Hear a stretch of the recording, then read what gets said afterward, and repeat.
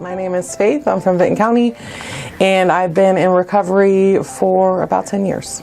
I went to high school at Benton County High School. My favorite sports team is probably my child's sports team. He's a Viking, and he's in the 3rd grade, and he plays basketball. My hobbies are being a mom. I get to be a mom every day, and I go to college full time, and I go to church, and kind of just live my life. So I reacted differently to drugs and alcohol. At first it just started out as something that everybody partied and had fun with. And there came a point when I realized that I was withdrawing from it and I didn't even know I was addicted yet. Because I had been using it so frequently, and in my mind I was just having fun. And after that, it just became something I chased. So there was a point in there when I started withdrawing that I realized that, okay, this is a problem now. I had a boyfriend, and he was out partying one night and got drunk and got behind the wheel and killed him and my best friend. And it was kind of a moment of a reckoning. That's when everybody in our group got on harder drugs, and that was probably the most difficult moment in all of it. I think there was probably a reason that I was asked to do this in a way, because my addiction, I was good at maintaining, and everybody assumed I was sober.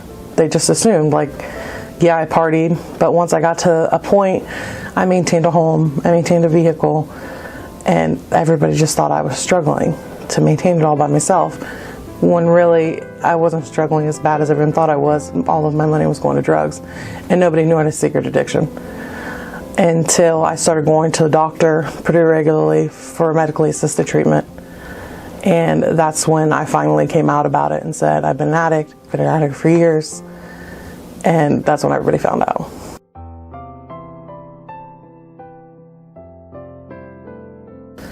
I think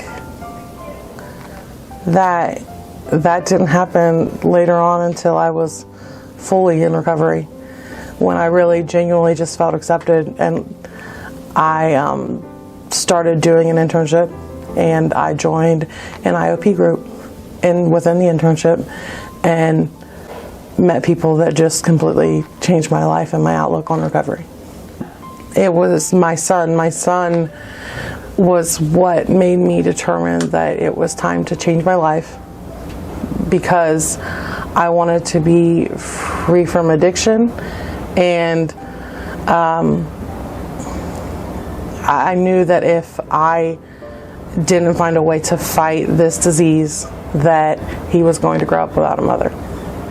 It was really hard to admit that I needed help, because it is a very stigmatized world. I had watched many people struggle with a substance use disorder, and the results of it, especially with the people around them, were always really negative. And it caused me to keep my addiction, my substance use disorder, hidden for many, many years. I have done a lot of AA. I also have worked on my codependency issues, which I also realize interrelate to my recovery a whole lot. And church, I never underestimate that power. It really is a guiding light in all of it. I use medically assisted treatment. I was on Suboxone for many, many years, and yes, there was a lot of stigma around Suboxone and medically assisted treatment. I got to a point within there that I just wanted to be free from every kind of substance use, and my doctor and me talked about Sublocade, and this was a few years back. This was before it was a big deal as it is now, kind of thing, and it changed my life. It was 2 months of a shot, no withdrawals, no nothing. I would recommend it to anybody. I like the fact of wanting to help others and finally feeling like I'm on the path to do something I was always supposed to do. it's nice to be able to feel like what I'm doing matters and having hope for a future. My life is much better. I can have relationships now, and I don't have to keep everybody at a distance and arm's length so they don't find out that I'm an addict. Coming out about being an addict and getting to be honest with everyone about it was probably, even though one of the scariest things I've ever done, was probably one of the best things I've ever done. I don't regret it at all.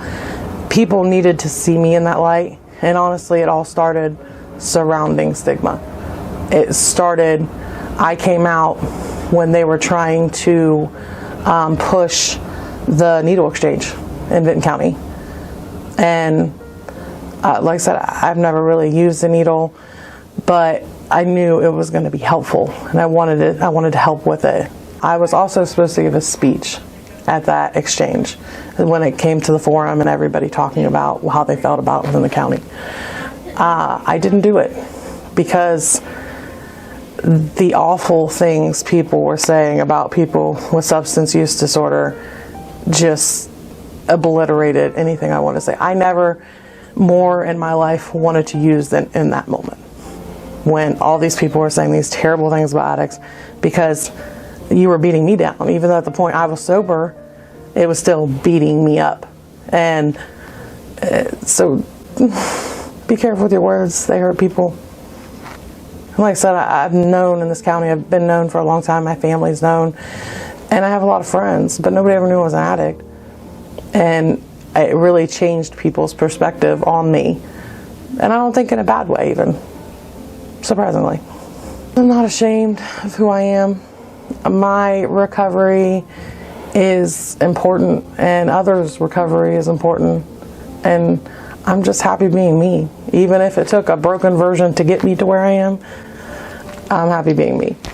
I am a part of integrated services, and I genuinely believe that the greatest way to reduce stigma is just to love people. It's not our job to judge what anybody else does. It's our job to be there and love people and support people, no matter what their choice is, no matter where they go, and to show hope.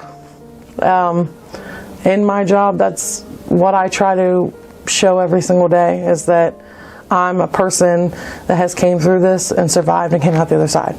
So you can, if I can do it, anybody can do it. Look at the science behind this, because the science will show you, one, that this is a disorder, that people suffer with this every day. If you could go through and look at the brain activity of an addict, somebody with substance use disorder, compared to somebody who doesn't have it, you would see that brains work entirely different.